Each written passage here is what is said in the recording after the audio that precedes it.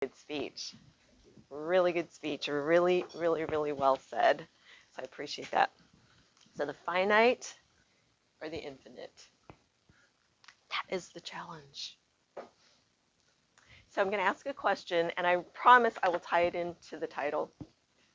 But first and foremost, this is a research speech, and it is on pathways. Yes.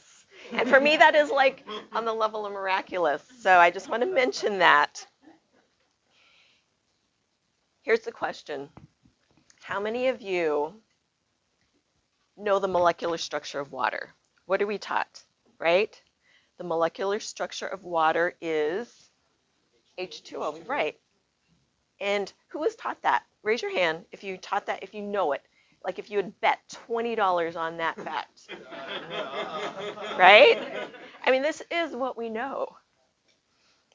So the speech today is going to be about this gentleman who wrote this book. It's called The Fourth Phase of Water.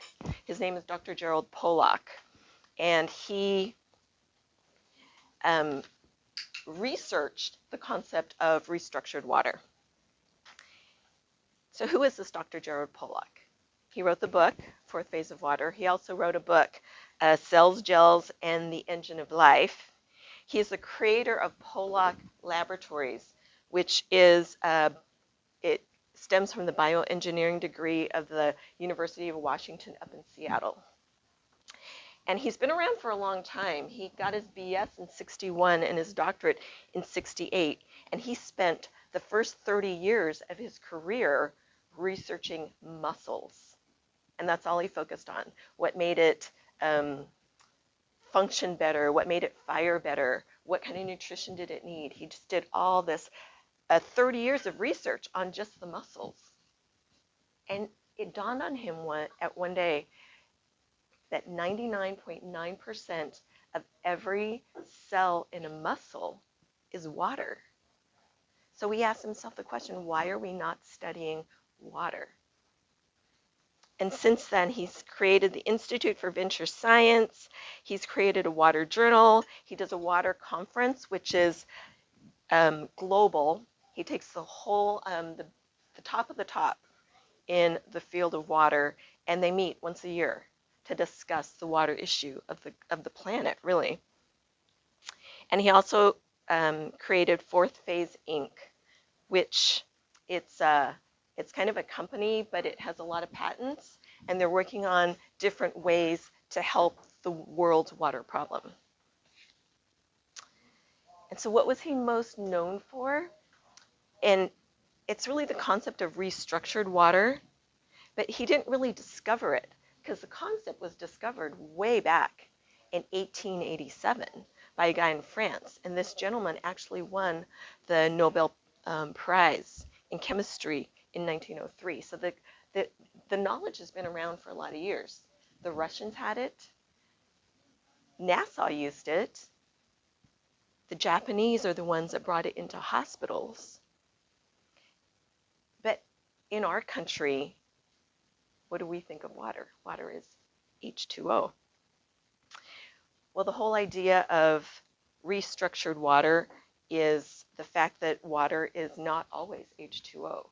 And so what Gerald Pollack did was he would take these beakers and he would use light energy on parts, on like half of the beaker. And he experimented with all different kinds of light. But what happened consistently was the negative charges would always pull towards the energetic force of the light. And he labeled it an exclusion zone, but there was part of the water was negative and the other was the positive charges. And in doing so, it restructured the water. It kind of cleaned it out. It just shaped it in a different way. And then he used this technology, this knowledge, and then he kind of combined it with his study of the mussel. And he would study the human cell. And what he found was, like on the outside of the cell membrane, it was a positive charge. So these negative charges would be attracted to the outside of the membrane. And remember, these negative charges is a form of energy. So it's energy going into your cells.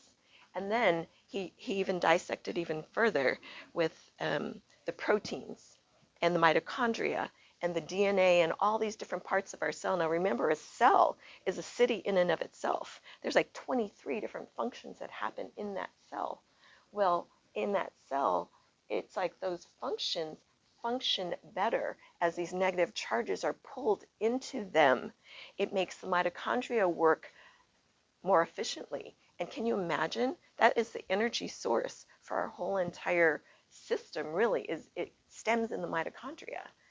And it is able to, anyways, it's able, if your cell functions better, then the rest of your body will function better. Our cells divide. And then they divide some more, and they either divide healthier or they divide unhealthy, depending on what we give it. And so this is huge. And so his recommendation on a personal level is, number one, hydrate more, green juices, sunshine, sauna, infrared, and walk on the ground barefoot, because even the ground has negative charges. But my whole point to this is, and I want to use this whole situation to challenge us all to expand our mind and think outside of the finite, to remember that we are in an infinite, really, world and an infinite system. There's really way more to water and to everything else around us than what we know. And it kind of like stopped, just the fact that you think you know something kind of stopped the growth of this industry. And so just always remember there is so much more out there. So I hope that this challenged you into thinking more on the infinite, to open our minds, to be open to new technology, because there's more that we don't know than what we do. Gresham,